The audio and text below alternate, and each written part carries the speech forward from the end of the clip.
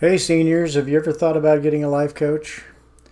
You know, what used to be a novelty in the United States is becoming a norm. Life coaching is getting bigger and bigger. And so I have a life coach with me today, and we're going to talk about dealing with adult children, adult kids. Sometimes they drive me nuts, and I'm sure sometimes they may drive you nuts as well. Nice to be with you today. I'm Michael Scott. I'm your host for Seniors in Action, where we make videos especially designed for senior citizens. So let's go ahead and get with it. You ever considered some of the following questions?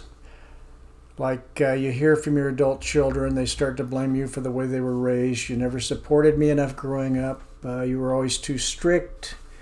You were never there for me. You shouldn't have told me I acted dumb. You shouldn't have said this to me. Something that you said to them 20 years ago. And I have to admit, I brought something up to my mother that I said 20 years ago. Now, you'll notice that we're not on camera today. I actually went to the dermatologist this morning and had a mole taken off my face. They used a chainsaw and would have killed a normal man, but I am with you today still. I survived. So let's go on and, I do these videos actually as a service. I enjoy doing them, but let me serve you better. Leave me a comment in the description or the comments section of this video that tells me what your biggest challenge is when it comes to senior living, and I'll do my best to try to help you solve it. Video ideas, I've got a lot of video ideas, but if you can tell me some that you'd like to see, that would help immensely. All right, with that introduction, I'm going to introduce you to Bonnie. She is a life coach. She's also giving a free session away with this video. If you're interested, you can get in touch with her, and I'll tell you how to do that later. But she is a life coach with experience dealing with older children, adult children, grandparents, that type of thing. So she is going to come on in just a few seconds. Hey, thanks for having me, Michael. It's always great to speak with you about relationships. Relationships are always the most fun or agonizing part of our lives, don't you think? Like, I was just looking at your slide. Get up off your lazy butt and get a job. Wow. You know, when we look at that, that's so amazing because have you ever said that to somebody? Have I? Yeah. Not exactly in those words. I've suggested somebody get a job, though. You suggested somebody get a job. Well, what's really interesting is it's really easy for us to look at other people and be pretty sure of actually how they should live their lives. And that one sentence is pretty telling as to a lot of people think that. We look at maybe our kids or our grandkids or our neighbors or whoever, somebody on the news or whatever, and we do think that, get up off your lazy butt and get a job. And we have in our minds, especially when it comes to our family, we kind of have in our minds the way we think things are supposed to be. So we think maybe like, we're going to get married, we're going to have these kids, they're going to give us grandkids. Our grandkids are going to think, of course, that we are amazing grandparents, kind of probably near adoration, and everything's just going to go super well, but that isn't usually the way it really happens. The thing is we get these stories in our head, my son is going to grow up and he's going to be a doctor, he's going to be a lawyer, my wife is going to be a civil engineer, or she's going to do this or she's going to do that, and we as parents kind of get these ideas in our head, and then we find out that our kids don't want to be a doctor, a lawyer, a daughter doesn't want to be a civil engineer. They don't want to do any of the things that we think that they'd be really good at, and we get kind of frustrated with them because they won't listen to us. They can't see that we have all this wisdom and knowledge to give them. But what's really happening is that we have created a story we've really kind of made up a story in our own head about the way their lives are supposed to look, and the way they're supposed to act, and the way our relationship is supposed to be with them. And what's so interesting is that, people don't actually know what the story is that we have in our head about them. So let's just say, for example, in our minds, we feel like every time our daughter comes over to visit, she should always just walk through the door, walk over, give us a little kiss, and say, "Hey, Mom, how are you doing? Are you doing okay?" Just a little moment. It doesn't have to be much, just a few seconds of special individual time. But our daughter has no idea that we have created this little story in our heads. We believe that's what a good daughter would do. She has no idea. And so she doesn't do it. And we begin thinking about it and thinking about how she, maybe she doesn't really care for us very much. Maybe she's not really the best daughter because she doesn't even come in and, give us a little kiss and tell us hello. And what's so interesting about that is that we create all these expectations for people. And the irony is they have no idea.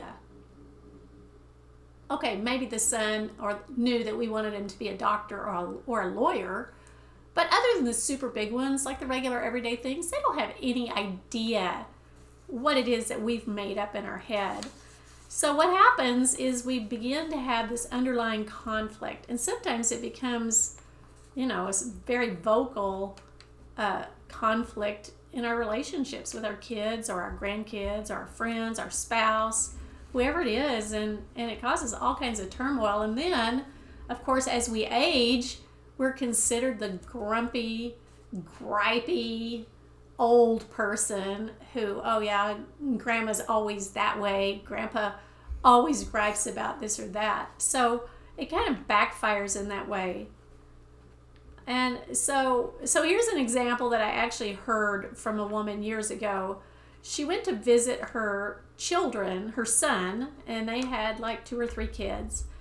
And this woman was absolutely dumbfounded as she literally watched her little bitty grandchildren, sitting in their little chairs in front of the TV, eating McDonald's for breakfast, for lunch, and for dinner. And of course, she was a woman that had always cooked for her children, for her family, and cooked things from scratch. And here she was watching her grandchildren. This is the way they're eating, and she is just going absolutely nuts about it. And what's so interesting is that, she really didn't have any power to do anything about it. I mean, she could, and of course did, make her voice be known. And you can imagine how well that went over with the daughter-in-law. And then the more angry the daughter-in-law got, you can imagine the son is not happy because he's listening to it from his mother, he's listening to it from his wife, the grandmother's not happy, the daughter-in-law's not happy, the son's not happy. And the relationship just really kind of deteriorates. And the grandmother says to herself and all her friends, well, the only reason I said something is because I love them. I love my grandchildren. I want them to eat healthy. I just want them to, I think my daughter-in-law should kind of, maybe actually make something for breakfast or something besides going out to McDonald's. But the realization is that you believe that you're saying these things because you love them. But the realization is that you love the version of your daughter-in-law that doesn't exist. That version is a pretend version. That version is the girl that you think gets up in the morning and goes in and makes, eggs and toast or pancakes or oatmeal or whatever it is that you think that she should be making for your sweet little grandchildren. But that version of your daughter-in-law isn't real.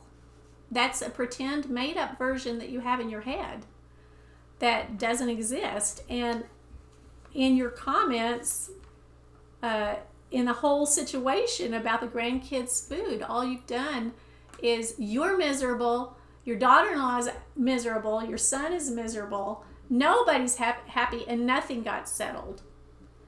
And you walk away probably more irritated than ever because no one listened to you and they cannot see that you are just trying to help. My suggestion and what I tell my clients is that put down your expectations for how you believe people are supposed to be. Because the reality is they don't know how you think they're supposed to be. Of course, in this example, your daughter-in-law darn well knows because you've made it very clear. But the reality is, just put it down. Because the only thing that, in this case, your daughter-in-law is good at is being her. The only thing your son is good at is being him. Neither one of them can actually be who you want them to be. They just are who they are. And the only thing you're good at is being you. So my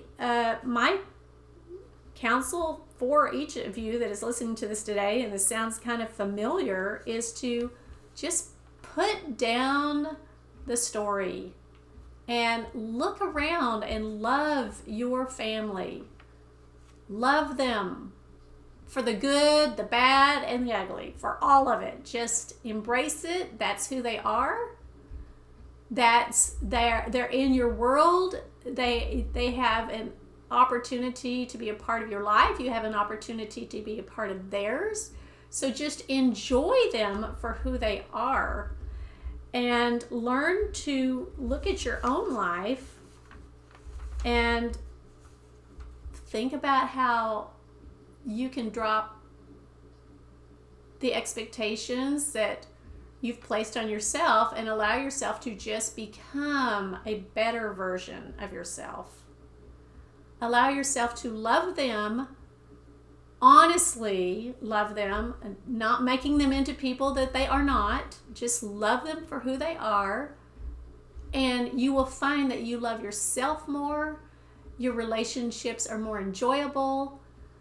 Your time with your family is more enjoyable, and they quit calling you the grumpy, crabby old person that nobody wants to go visit because all you do is gripe and complain that they're not good enough. Nobody likes that. You don't like that. They don't like that. And that's what I have to say today, Michael. Thank you, Bonnie. As you can see, Bonnie's very personable, and I think you'll enjoy a session with her. She is an excellent life coach, especially in the area of adult children, grandchildren, that type of thing, and especially good in business as well. So contact her. This is a limited time offer. It's not going to be available forever. So send her an email at hello@getyourlightback.com, and she'll contact you and set up a session with you. That's all we've got today. Thank you for watching, and we'll be back with you again.